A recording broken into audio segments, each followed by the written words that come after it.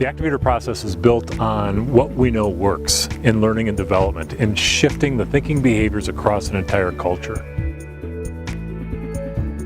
What we did is we started with the science. We started with what actually works. And it's a fact that people change their thinking behaviors most effectively in small episodes while they're on the job, when they're with their peers, they're learning from their peers, and especially when it's connected with what's important to them, their values. And so we took those four things, we backed up, we said, what would happen if we took key influencers throughout that system and built a program, a process around that? That was the genesis of Activator.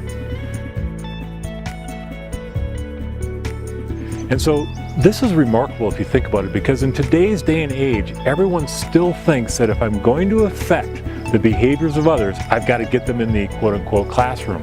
The Activator process is breaking through that thinking, and our results prove it.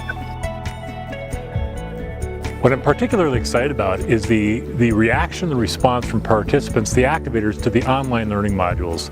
The digital learning space and the social interaction that they're able to experience as they move through what we call learning gates. There's 6 critical benchmarks, if you will, and as they reach those and interact with each other, it's fabulous to see them come even more alive.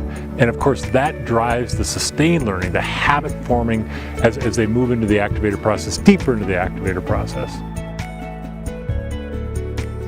The blended learning aspect is an important part of this. We start with the face-to-face with the facilitator in the room with those selected activators. What's really critical is that they're building a network and they're building the community among themselves as well as activators outside that particular group or team. Then they move into cohorts, and over a 6-month process that's been refined over the last 25 years, they're learning from each other, which is of course what we know works as it relates to developing new habits and thinking and actions. So on the job, from their peers, small episodes connected with their values.